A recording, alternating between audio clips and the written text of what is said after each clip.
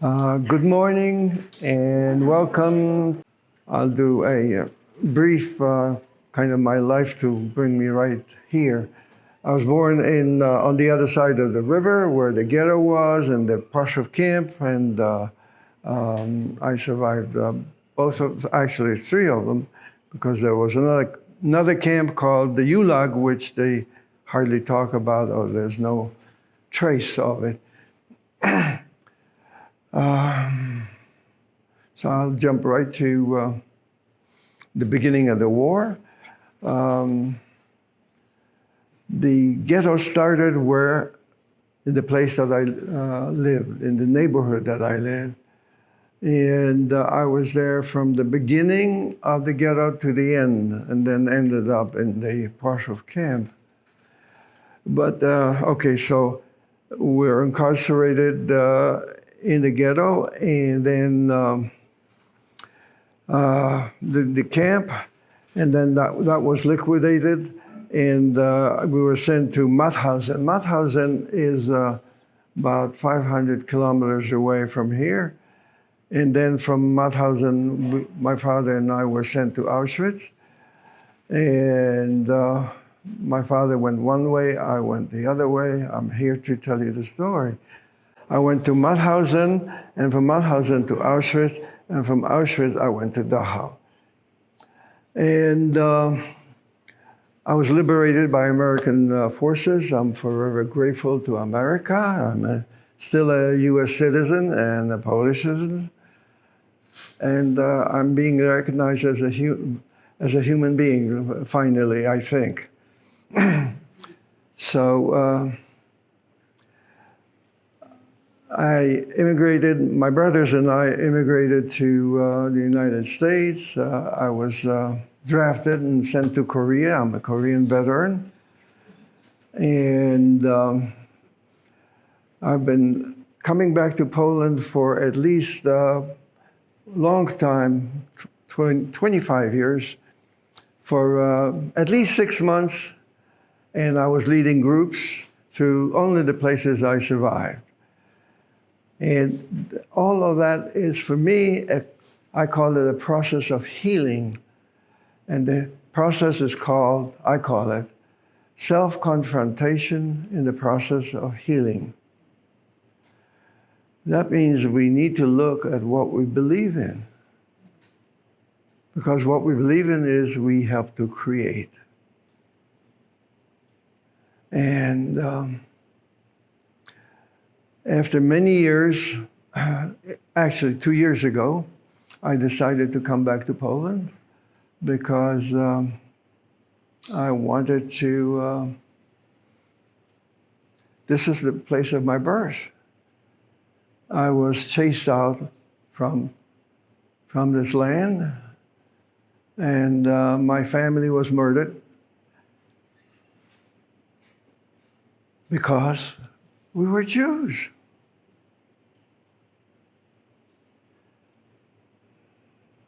So I'm back, and I'm sharing my story, and I'll open it to questions, so you know more or less my path through life so far. I don't know about the other part yet.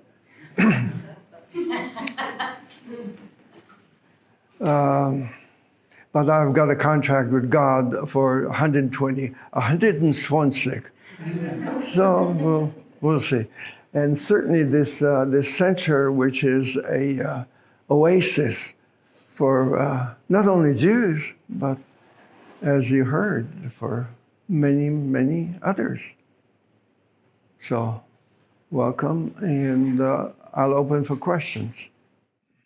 One thing I want you to better understand. I started with telling you about how this place was built, but the process of building or rebuilding is much more complex, and it's actually not only building a building, but about rebuilding our community that was decimated during the Holocaust. Around 90% of Poland's Jews were murdered in the Holocaust.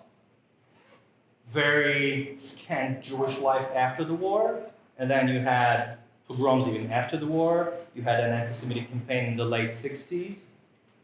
After the fall of communism, the social climate changed in a way that made it possible for minorities to say, here, we're here. Because under communism, there was a homogeneous society. We were supposed to be obedient, happy Poles. Okay? So with communism being down, people who had other identities than just Polish were simply not Polish, didn't feel Polish. They felt that now is the time for us to say, we're here. So when Bernard said, I'm back, we can also say the Jewish community is back. Jewish life is back in Krakow. And I couldn't imagine a more beautiful, it's more than a symbol. It's actually one of the most powerful incarnations or demonstrations of the revival of Jewish life. And as we put it, it's not, the history of Jews in Poland it's not Auschwitz, period. It's Auschwitz, comma. So when we organize this annual Ride for the Living, it's a bike ride that Bernard participates in. It's a 60-mile ride from the gates of Auschwitz to our own gate here. We took inspiration from a Brit who, some 15 years ago, decided to commemorate his Jewish ancestors who perished in the Holocaust by riding from London to the gates of Auschwitz. And then the city closest to Auschwitz was Krakow. He got to Krakow, found us, told us his story, and our CEO actually reverted the story, saying, listen, so your story ends at Auschwitz, our story only starts at Auschwitz, because we're here living Jewish lives. So the message of that story and of that annual event is Auschwitz, comma, and then there's Jewish life back in Krakow. And we're so proud to have Bernard. We have yet another Holocaust survivor, Marcel Zielinski, who also, his health permitting, gets on a bike and bikes with us, rides with us, at least a section of the whole ride. But we're blessed having these amazing people who are a message to the world. We're here. As a young boy of not quite 11 when the war started, my neighborhood was a mix between Catholic people and Jews. It was a working neighborhood across the river. And my synagogue was just around the corner from where we lived. So we had a strong Jewish community. It's a funny incident in my life. To show you how strong the Jewish community was, so I got lost from my home to another place in the neighborhood, and someone recognized me, and they recognized me because I have a kind of a dark spot here which disappeared, and they said, "Oh yes." They recognized me because I was naked, and I was about 5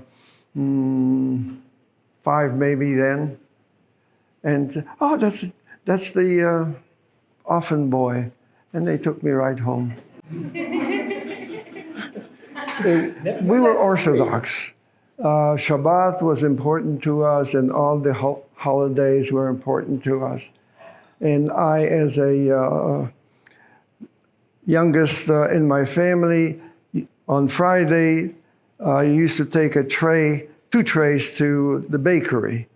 My mother made challah, and then sort of cakes, cocoa or I guess, cocoa and something else.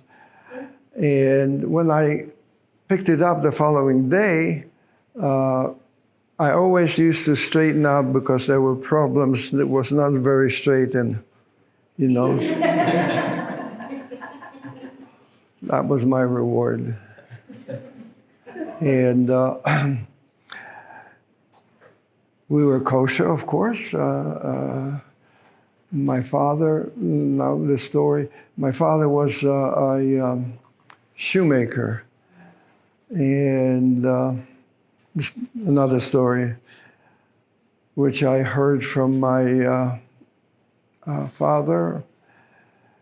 So my father wanted to get married to my mother. This is a story that I was told. And my grandfather, who was a shoemaker, said to him, that's nice, you want to marry my daughter. Do you have any money? No money? No, not good. Do you have a trade? No trade. Uh-huh. No money, no trade, no girl. It was very simple. And however, he said, if you still want to marry my daughter, you have to apprentice with me as a shoemaker. And when you're ready, you can get married. So that's the story about how my, yeah. How you get more shoemakers in the world. Yeah. Well, married shoemakers. Uh-huh. So we jump to post-ghetto and the Prushoff camp. My father and I were both pressed to work in a shoe factory in the Prushoff camp. And we sabotaged all the German boots that we built. We have to produce one pair of boots for the German army every so often. I forgot, I think it was 2 days. So if you can imagine a German boot, which was about this high, and so it's upside down, and we work on it. We stitch together the leather part, and then we start to build the heel and the sole and the heel. And the first sole under the and it's going to be covered by a heel. Piece by piece, it's going to be covered. So we sabotaged the boots. And we made a cut in the boot itself. And this was to be covered, you understand, with a... the cut would be covered by the by layers heel. of, Exactly. rubber. Uh-huh. Yeah. But one day, somehow the Germans... that it was being sabotaged. So they tested the one boot, and it was written down who made every pair of boots. And they went like that, and it broke off. So who made this? And it was written down, and the man that produced this pair of boots was taken outside and shot. And that's... This was at Plaszow? Yeah, Plaszow, right across the river. And so they thought that was the end of our sabotage. No, we sabotaged only one boot in a pair.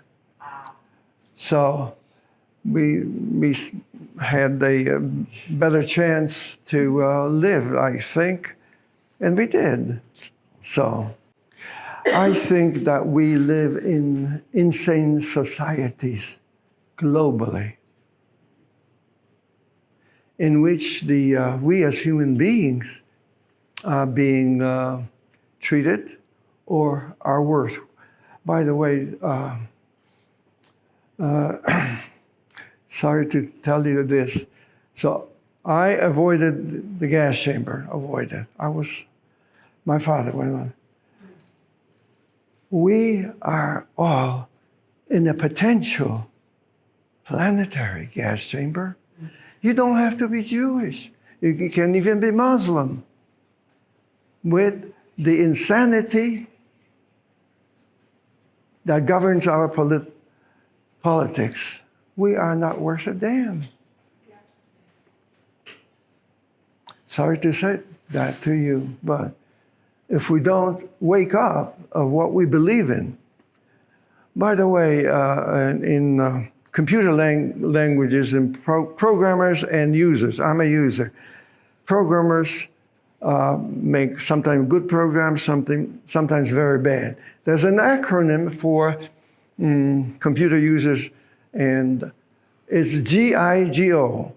GIGO. Anyone know what it stands for? Would you say that loud, please? Garbage in, garbage out. Yeah. What we believe is what we create. That I was called here as a kid a Christ killer, by the way. Bernard, the Christ killer. And to some people, that is still what drives them, the hatred and anti-Semitism. And that's what underpins much of the anti-Semitism, I believe, globally. By the way, anti-Semitism is anti-human. Anti-human. If you don't get that, you're going to go march and want to destroy Israel. Who the hell are we? I'm waking up in this great Jewish community. So I'm here to, in some way, to get in their face. And there are so many beautiful prayers in Judaism. For instance, you can say a prayer for the dead. If someone died, okay? Which we did yesterday. I am disappointed that the Jewish community does not preface that prayer with, there is not one word in the prayer about death. It's all in praise of life. Do you understand? We're just sending off this being with praise of life, not death. Okay. So that's to a rabbi who might, and I'm saying to the rabbi here, and if there's one Polish person in the group, it should be said in Polish. What, the Kaddish should be said in Polish? Well, it could be said in Polish, but explanation of what I just said. Yeah. This is a beautiful prayer about life. Right. And Doesn't mention death. No, not one word. There are many, many other prayers which lift up life. When I was in Korea, I wanted to be just like every other American soldier. That was my desire. And also my healing. Taking care of this property and all property in view. That was the standing orders when for an army man.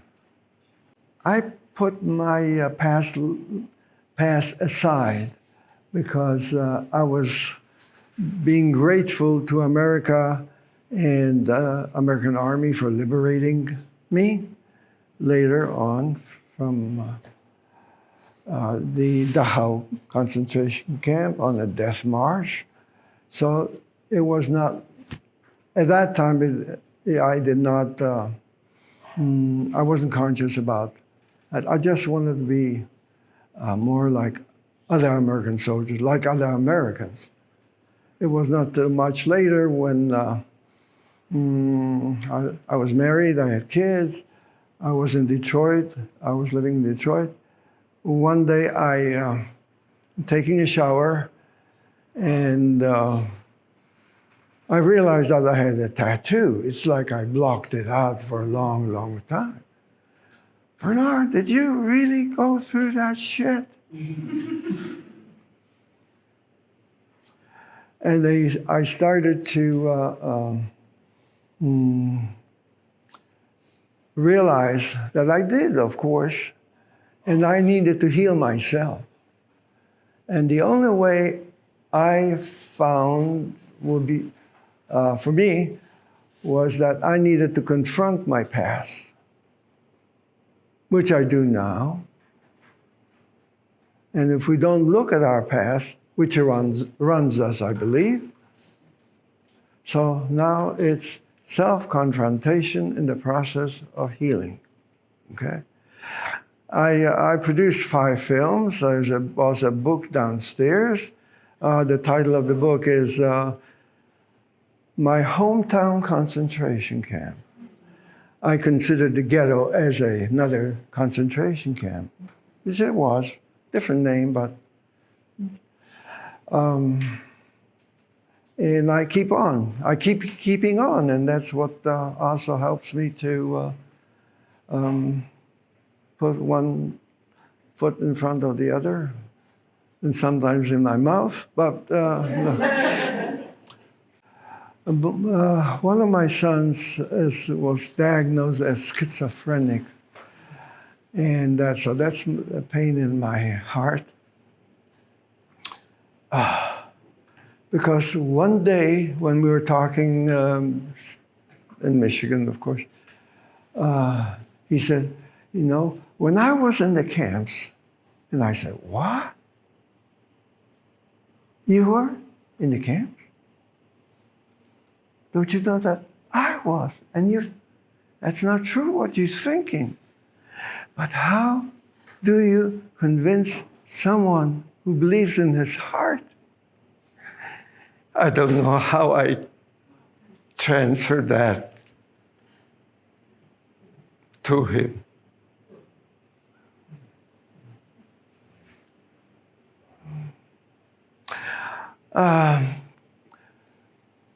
Going back, so you understand, a little piece of what transpired in the ghetto in Płaszów.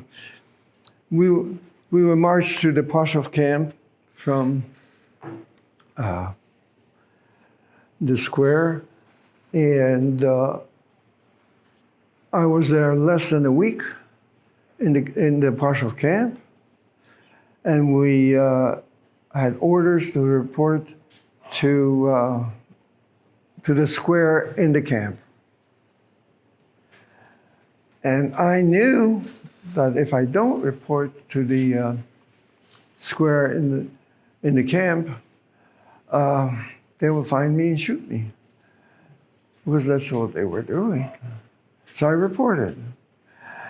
And after standing in the line for a long, long time, these were young people who were ordered to report, the young people, because a lot of young people like me got smuggled into the camp, and there was a restriction on that. So after we gathered, we were put on horse-drawn wagons, 3 of them, and taken out of the camp. We were going along Wieliczka Street, and I overheard the guards, who were, by the way, Ukrainians, or Latvians, or Estonians. I overheard them saying that we are going to be shot. So a few of us who heard that, we jumped the wagon and kept running. I heard shooting, but I kept running. And so how can I say to you that here I am, of course? And I hid myself for a few days. There was a Polish family who also saved my life. And his name was Władysław Cieślik. I like to mention that name because there were not that many people who risked their life to save a Jew. Did you file a report with him at Yad Vashem? Yes, yeah. Yes, I did.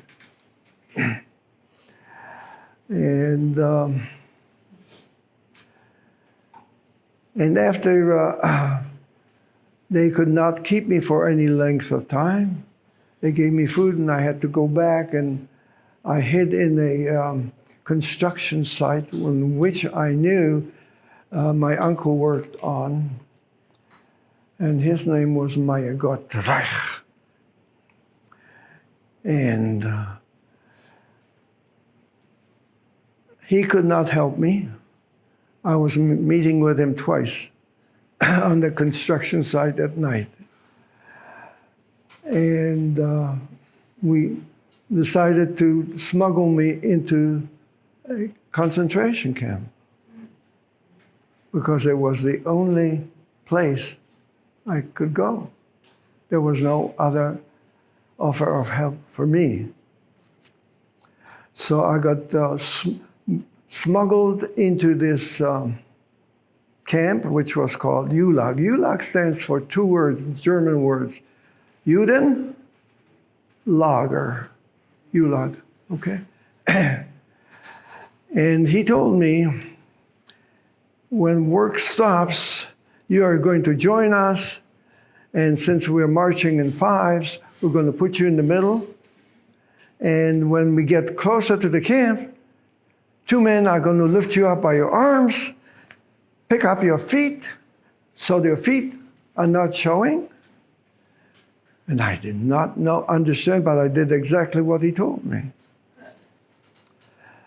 And years afterwards, I realized why he told me that story.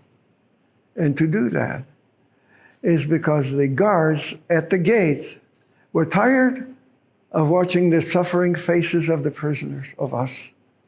And they were counting feet, and he knew that.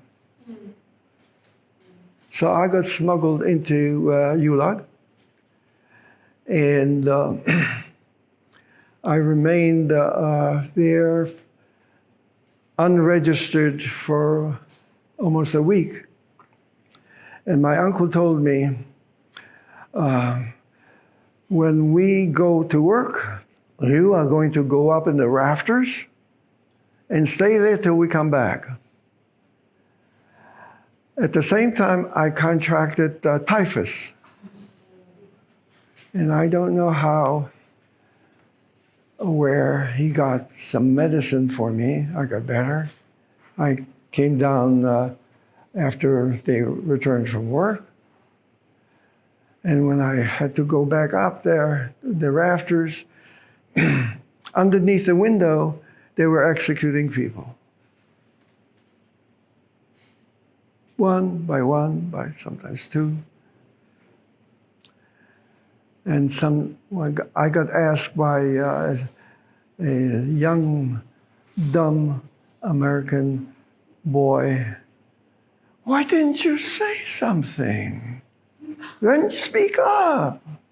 You know, you could have called.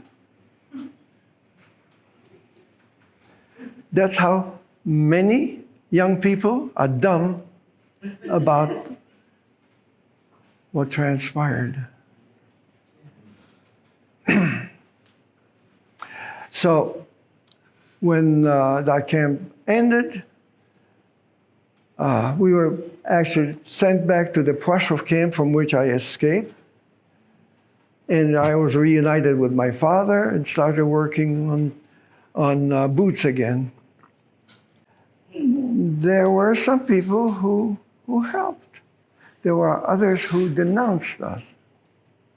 Like the beginning of the war, and of course, my mother was lining up in a bakery who was supposed to have bread in the morning, and someone denounced her, and a German soldier came with a dog, and the dog attacked my mother, grabbed her by the side, but my mother survived that. So there were not that many people who, their religion and their hatred, which is embedded in most of Christianity.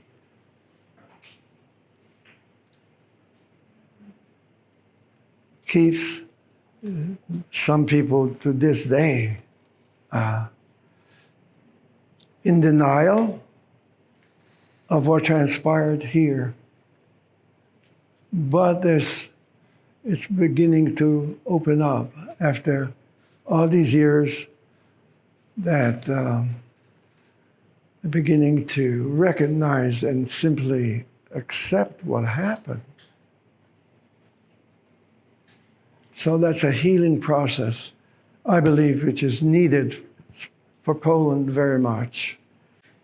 After realizing that if I keep on being depressed and at pain with what happened to me and my family, I am still giving power to the Nazis, to hateful people, afraid people who are hating. That's their new religion. So let me tell you an incident. I have produced 5 films, 3 in Polish, rest, and they're all in English also. And I am working on a film in Germany. And after some filming, I take a break and I start walking on the street. And I walk along, and there's a man going in the opposite direction, an older man. And he comes near me and then goes past me. And my head, it was going, what the hell were you doing during the war? And the man might have been perfectly innocent, but he was already gone, and I'm still thinking that. And I catch myself. It was a moment of healing. Bernard, what are you thinking? You're still thinking the man is gone. Clean up your head, Bernard. Garbage in, garbage out. And from that, we help God, and I don't believe really God, to create new life, new society. If you don't have love in your life, and you're not with your family, and you're escaping in so many different ways, wake up in some way. And I don't know, because you can get lost in this and computers, and of course the politics that are going on in the world. I was the youngest. I am the youngest in my family. I had 2 older brothers who survived in the war, the concentration camps, and afterwards they went to Italy and joined the Polish army. And as a result, I got to be a dependent of soldiers, and we were sent to England for them to be demobilized, but I, as a young person, just family for soldiers. And I felt very loved in my family. I had a sister who was 1 year older, who was taken out of the ghetto with my mother and sent to Auschwitz, which was an extermination camp. Straight from train to extermination. And my father saved my life in many ways, and specifically on 2 journeys by train from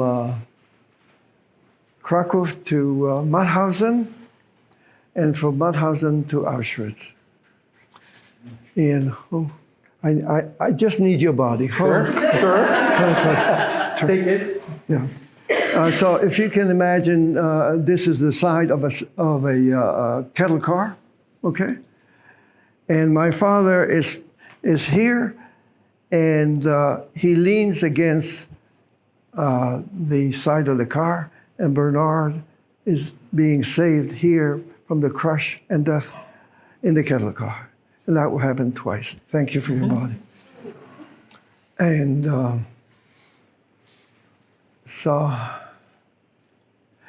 and I was feeling very loved in my family.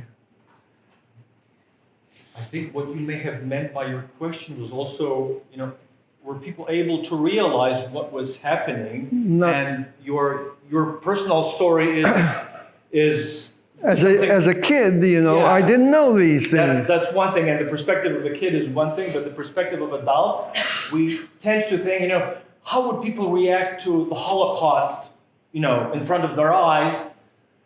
No one realized, at least during the first year of the war, that there would be what we call today the Holocaust. And when Poland was invaded first by Germany, 2 weeks after that by the Soviet Union, Eastern Poland was occupied by the Soviet Union.